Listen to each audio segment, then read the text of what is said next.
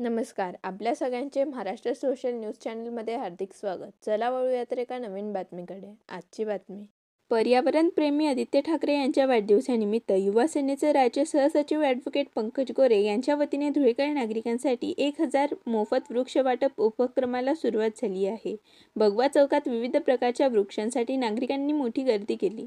प्रत्येकाने किमान एक झाड लावून त्यांचे संगोपन करून पर्यावरण संवर्धनात योगदान द्यावे, असे आवाहन आयोजकांनी केले आहे.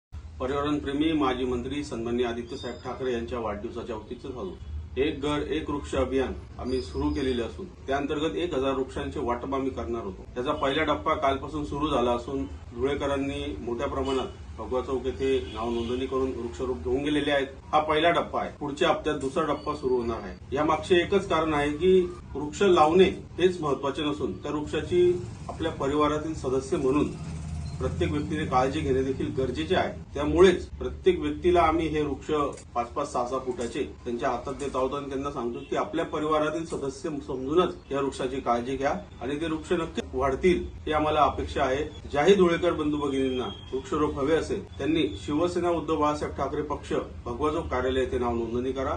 आपल्याला आम्ही वृक्ष उपलब्ध करून देऊ. धन्यवाद. जय हिंद, जय महाराष्ट्र, जय शिवराय. बातमी आवडल्यास चॅनलला लाईक व सबस्क्राईब करा व दररोज अशा नवनवीन बातम्या पाहण्यासाठी चॅनलला फॉलो करा. धन्यवाद.